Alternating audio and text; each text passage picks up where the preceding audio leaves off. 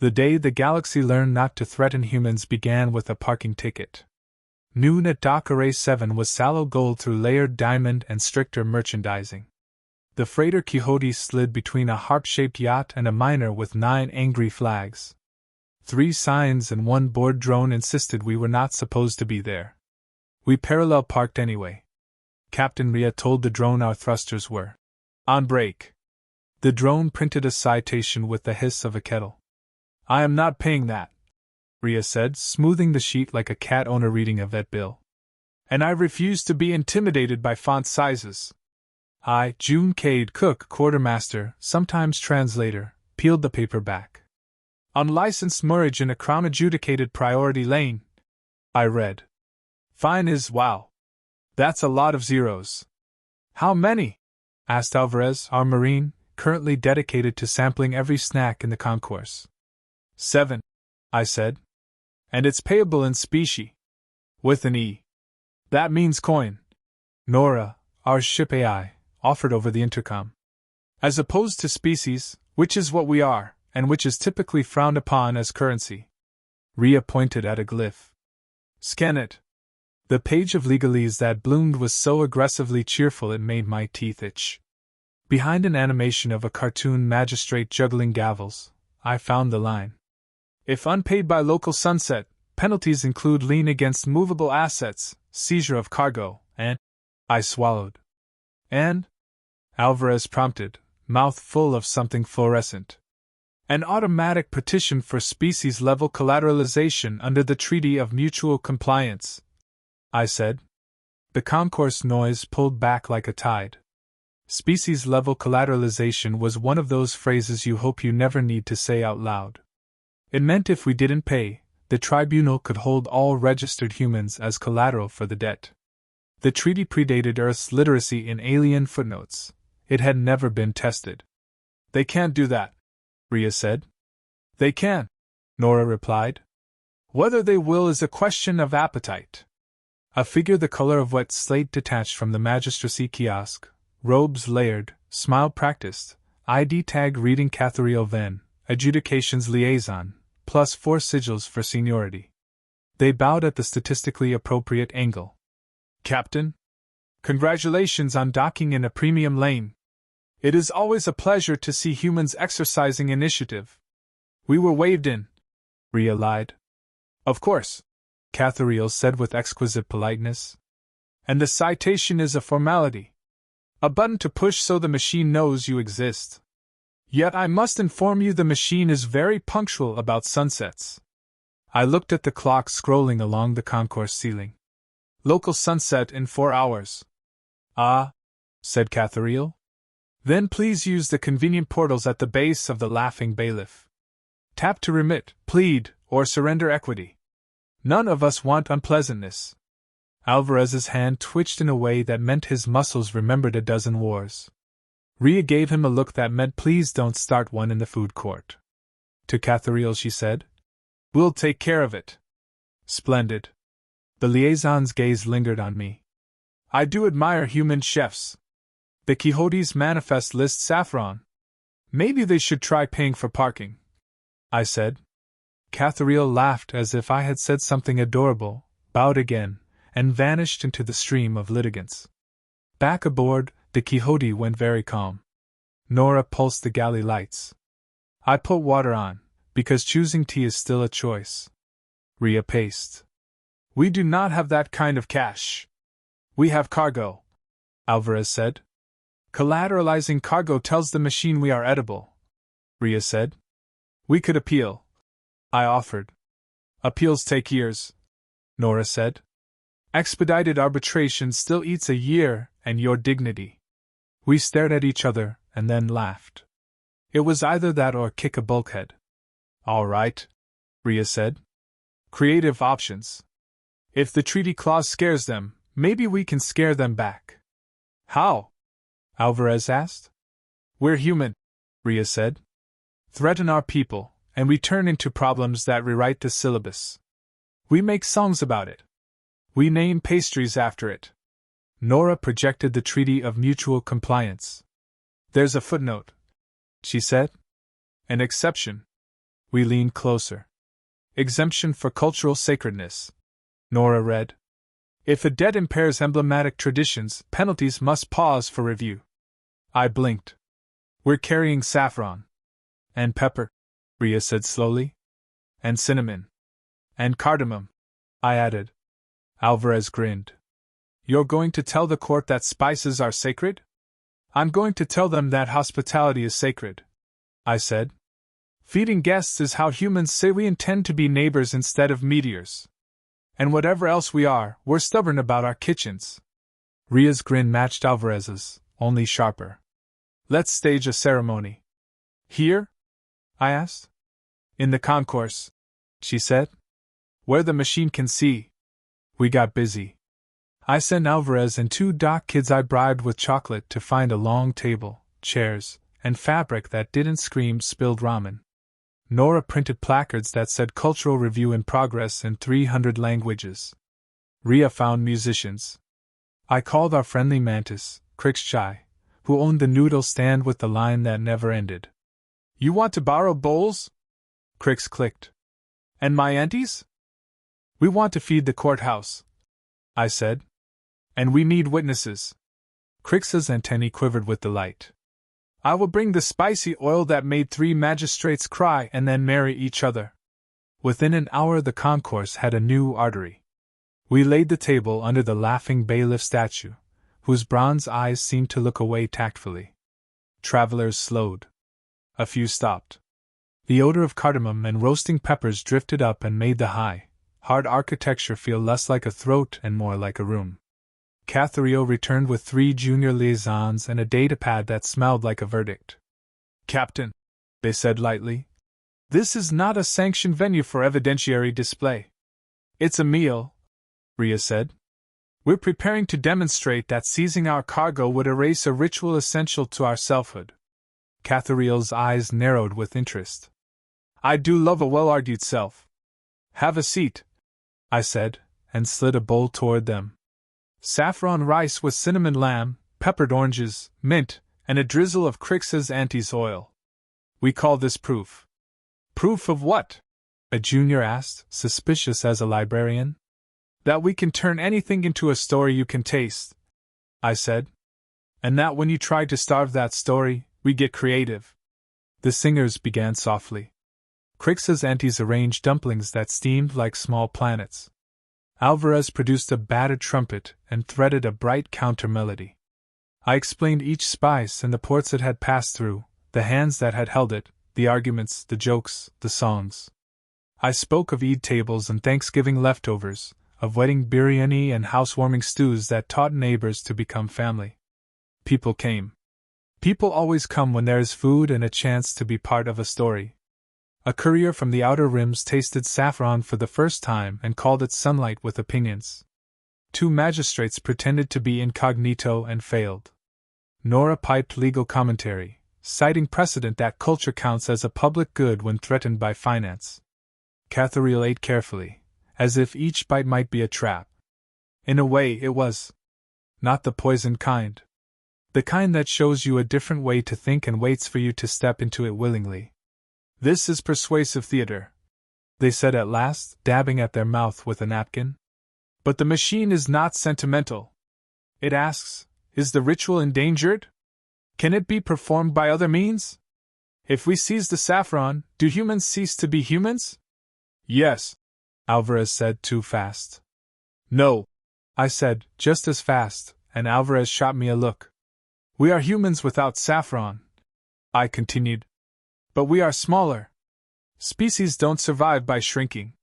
They survive by giving neighbors reasons to want them around. Cathariel tilted their head. You assert your emblematic tradition is, what? Hospitality as strategic deterrence? I assert that if you threaten the table, Rhea said softly, you will be surprised by what sits down across from you. Behind Cathariel, a public holoscreen looped a friendly animation of the button we were all pretending not to see, pay, plead, or petition. The third one glittered like bait.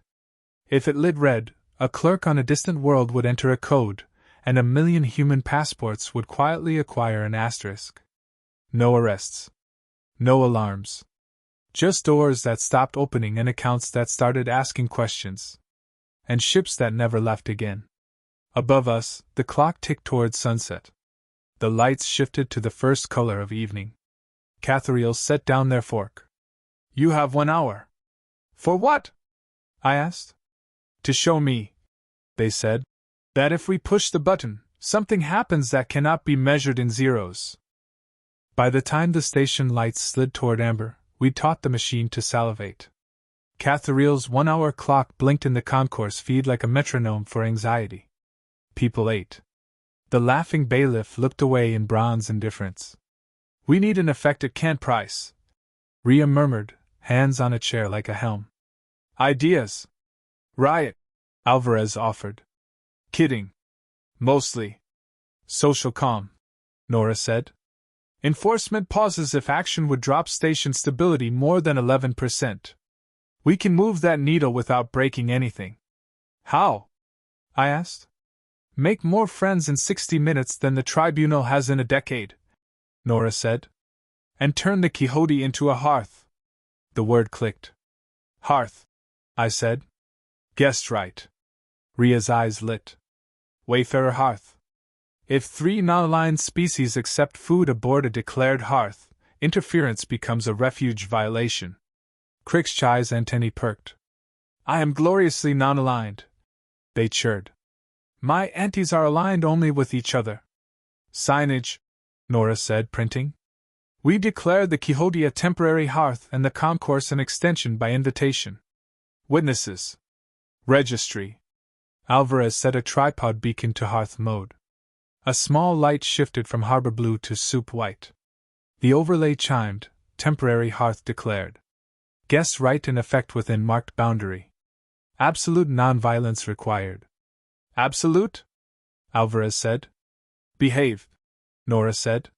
Soft rain over battery, a fluted being from the ammonia bays signed first. 2 Rus miners signed next. Crick's anti-stamped variants of We cooked, therefore we rule. Social comm ticked upward in neat decimals. Pushback arrived. A woman in tribunal's gray advanced with a flock of silver compliance drones. Her badge read Silt, Deputy Registrar. Unpermitted food distribution, she said. Health Ordinance 12 Fez. Cease, sanitize, and desist. Rhea smiled without teeth. Deputy Silt, we're under the Wayfarer Hearth exemption. Exemption applies aboard the vessel, Silt said. Not in common thoroughfares. Not with volatile spices. Pepper is a tier agent for 8 species. We labeled the dishes, I said, showing warning glyphs. We have non-volatile options. Silt's drones edged toward the saffron pan. Alvarez stepped between them and the table in a way that announces a wall. Above us, Nora projected the fine print. By designated invitation, the hearth extends to the marked boundary. The boundary was a ribbon of light looping the table, the statue's plinth, and, Rhea's quiet genius, the base of the tribunal's kiosk. Your boundary touches government hardware, Silt said. Guess right doesn't stop at a doormat, Rhea said. I will lodge an objection. The drones retreated a precise 10 centimeters. Proceed at your peril. We kept cooking. We kept telling stories. I performed my grandmother's empty spoon course, hot water, a shaving of spice, and talk about cheap breakfasts and bread that burned but was eaten anyway. Nora pinged my implant, urgent. I blinked to accept. My little brother Mikey appeared, worried. June, my job paperwork just bounced. It says my citizenship key is under audit for treaty collateral review. What did you do? Ice climbed my ribs. Nothing yet, I said. It's fine. It doesn't feel fine. Behind him I heard the hollow ping of doors that don't open. The petition wasn't supposed to propagate. Someone had jammed the clock. Who touched it? Rhea asked. Sunset advanced by 6 minutes for scheduled eclipse, Cathariel said. Administrative eclipse. Humbra arrived in velvet, a tall figure in silk black as a pause. Kedron of Chrysalic Holdings, lean broker, buyer of bad days. Captain Rhea, they said pleasantly. Selling equity? I can make numbers kinder. We're busy making numbers irrelevant, Ria said. Machines like predictability and fees, Kedron murmured to Cathariel. Push the petition now. While sentiment clouds metrics. Crix's smallest auntie flicked saffron at Kedron's shoe. It landed like a tiny sunrise. You want something a machine can't price? I called loud enough for the streams. Watch. I taught, not a recipe, a math, ratios, yes, but also the way steam carries hope, the way salt makes shy flavors brave. Steps a child could enact with sand and light. A wedding where two families who didn't speak stirred soup and discovered they had the same word for coriander. Ports that shipped the spice and storms that nearly didn't, cooks who learned by smell because literacy came late, but hunger came nightly. Then I asked guests to add their names to the pot, no more than a whisper, enough to steam the room with meaning. The jelly choir sang their names as harmonics. The miner whispered his mother's. Crix's aunties chirped a phrase meaning, the woman who told the universe to wait while the bread rose. The concourse changed shape. Rooms are machines, we retuned this one to hear us. Nora pushed a notice, declaration of contiguous meaning. Under obscure precedent, when a ritual makes heterogeneous participants generate shared significance, enforcement pauses for observational ethics. The laughing bailiff's base projectors, more instrument than ornament, began to record. We had convinced the statue to take notes. They're gaming you, Kedron hissed. They're entertaining me, Cathariel said. Then the lights went red and the drones returned. Not silt silver midges, heavy bailiffs, black-shelled, with polite pincers built to lift cars off babies or, failing that, people. Red came with a tone that means the machine has found itself a principle. Petition queued, Nora said in my ear. Propagation already touched 2 terrestrial registries. We are out of time. Watch as zeros win, Kedron murmured. Ria didn't move. June, she said softly. On it, I said, stepping to the boundary where the drone's shadow fell. I set down a bowl. Guessed right, I told it. And witness. I raised my voice. If you're going to make 1,000,000 doors heavier, do it while 1,000 people watch you interrupt the oldest treaty we keep, the one where a stranger is fed. The drone's enforcement sensor clicked to audit. Others hesitated like a dog deciding whether the sofa counts as off-limits if only one paws on it. Add a complication, Ria murmured. Gladly, Nora said, shifting the screens to stability horizon, a live model overhead, green for calm, yellow for tension, orange for incident. As the bailiffs edged forward, yellow spread like a bruise. Not rage, grief. People don't like it when you touch their rituals. Social comms slid toward the 11% tripwire. Cathariel watched numbers drop and meaning rise. Deputy Silt, they said. Would enforcement during a recorded contiguous meaning event constitute cultural suppression? Silt swallowed. If formally recognized by a liaison of sufficient seniority, she said. I am, Cathariel finished. They faced the camera. Recognition granted. Red cooled to amber. The heavy drones froze mid-intention. Someone tucked a dumpling into a pincer. The drone logged, acceptable offering. We had bought minutes, not safety. The petition sat in queue like a knife on a tablecloth. Now what? Alvarez asked. No, I said. We served the empty bowl. You already did, Ria said. Not like this. I held a white bowl to the cameras, to the statue, to every door between here and Earth. This bowl is my brother's breakfast if you push that button. It looks like a bowl, but what you're seeing is a hole the shape of an egg and toast. If you've ever been hungry because someone far away found a clever way to say no, you understand this bowl. If you haven't, ask the person next to you. Silence is a kind of arithmetic. It adds. The model overhead showed orange, then an unmodeled color the legend hurried to name, gathering. 4 minutes. I believe you, Cathariel said low. Belief is not a legal argument. Then watch us make it one, Ria said, pointing at the tribunal kiosk inside our boundary, the kiosk Nora had converted into a guestbook. You wouldn't, Cathariel breathed. We did, Nora said. By registering this kiosk as a witness within our hearth, it is obligated to testify. And the truth is? Kedron asked. That if you push the button, I said, you won't just see spice. You'll create a new holiday. You are threatening festivity? Kedron said. We are promising it, Rhea said. And we are terrifyingly good at holidays. 3 minutes. The bailiff's red subsystems blinked like patience grinding its teeth. Somewhere, very far and intimately close, a civil servant's finger hovered over a soft, bright button. June, Nora whispered. If they press it, Mikey's key hard asterisks for 30 days. Then we have 2, I whispered back. 1 to stop the press, 1 to make every watcher wonder what happens if they try. I lifted the bowl so the cameras could not miss it. We call this course proof, I said. Not that we can cook. That we can turn bad days into rituals, and rituals into law. The motto brightened its unnamed color. The laughing bailiff seemed to consider its title. 2 minutes. Then 1.5. Then 1. Kedron inclined their head like an executioner admiring a neck. Let's see if your holiday arrives on time. The clock shaved off another breath. Somewhere in Karachi a kettle clicked and my mother set out plates that might stay empty. 1 second before the tribunal's clock hit sunset, the galaxy blinked. Not the whole galaxy, just the part of it that lived in Dakare 7, where a bowl of saffron rice had somehow become a lever under a mountain.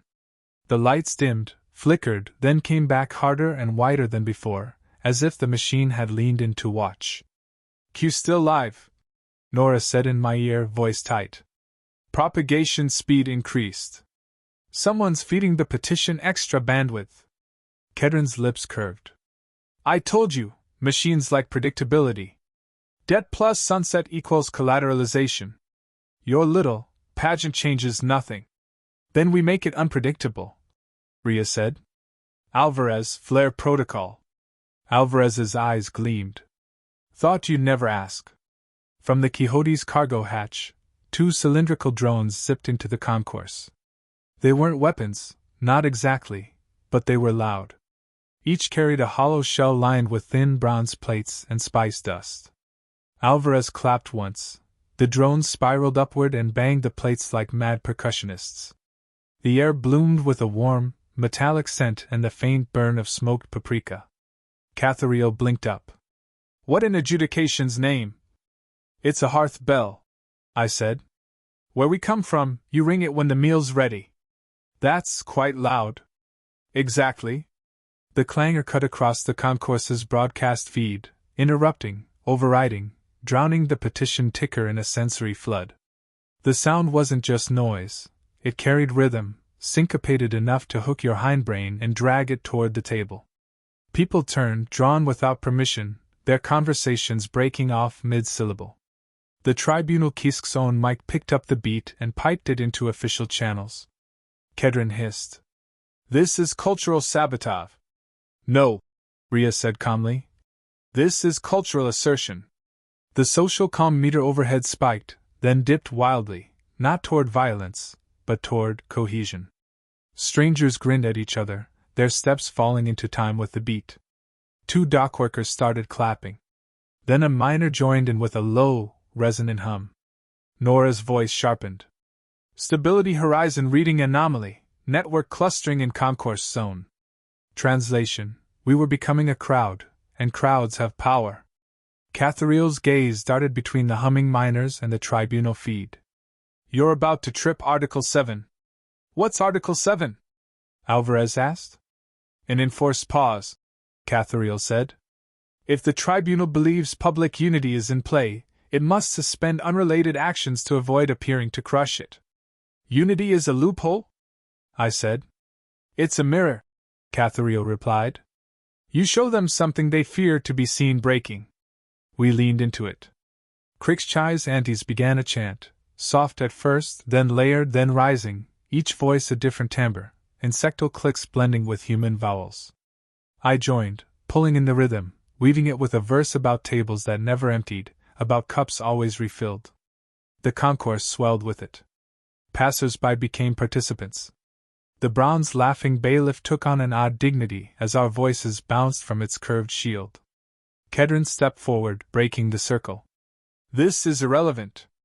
The treaty clause is clear. Debt unpaid at sunset.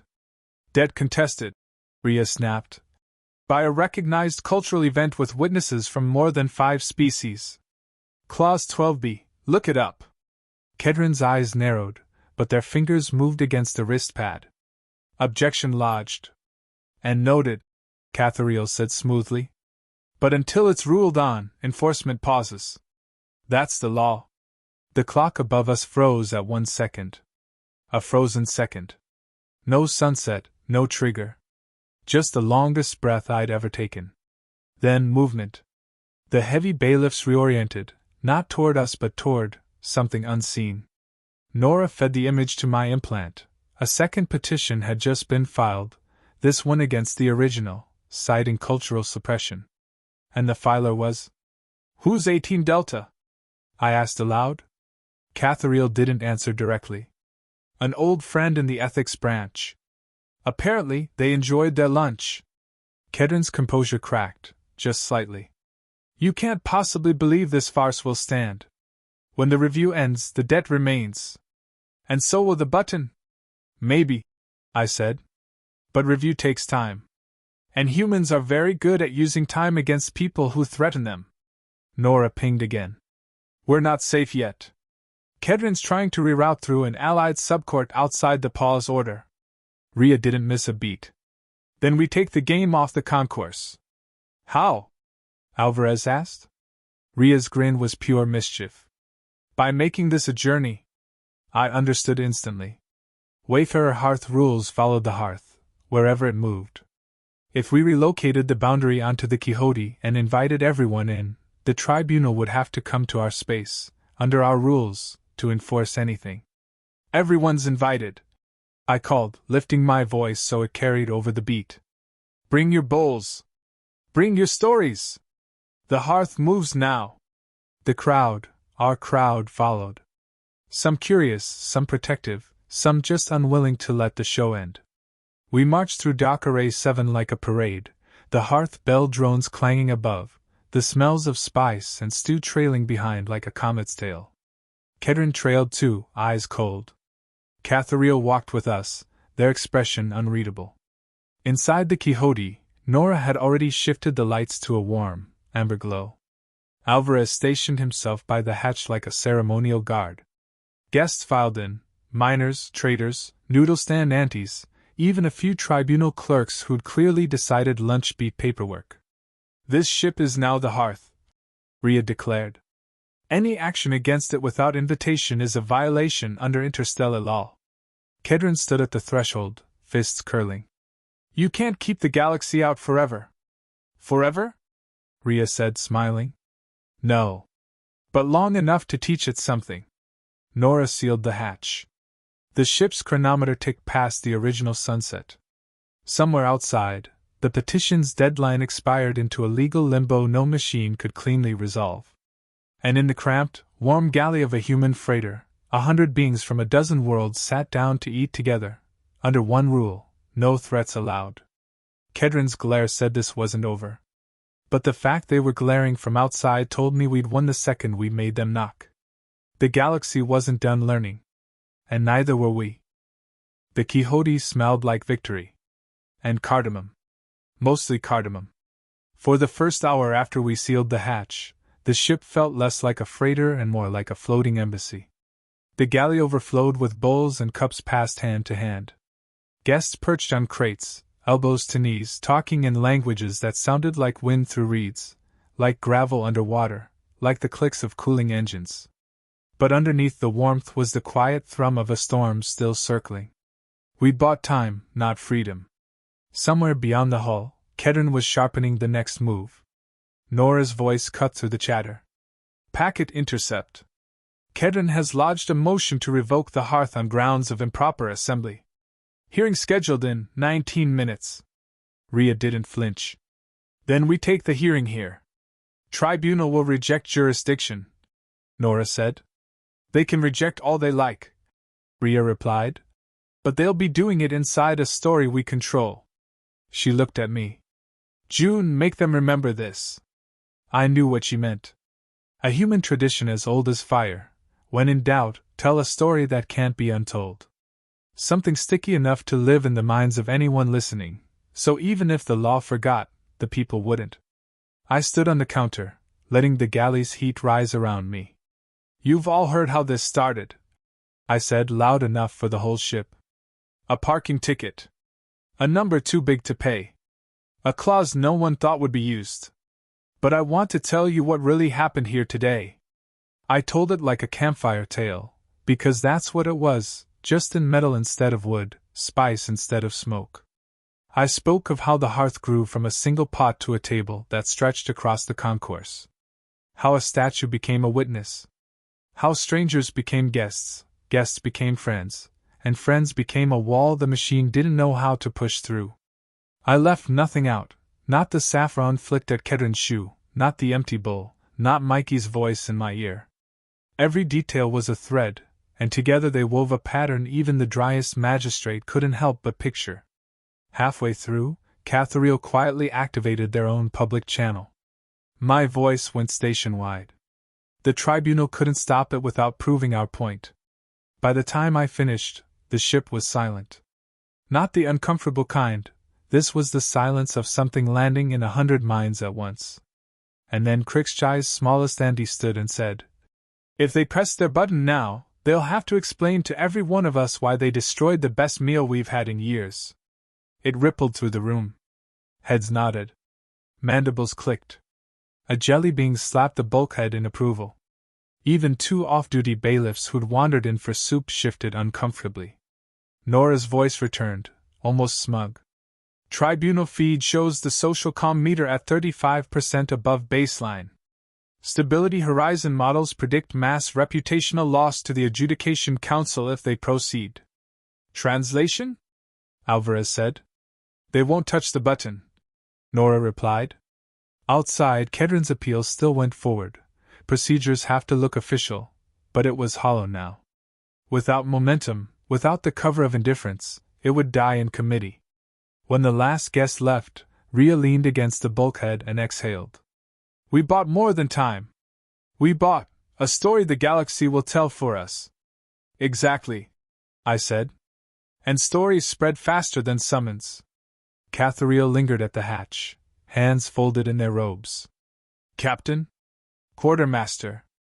You may consider today a cultural exchange. A faint smile.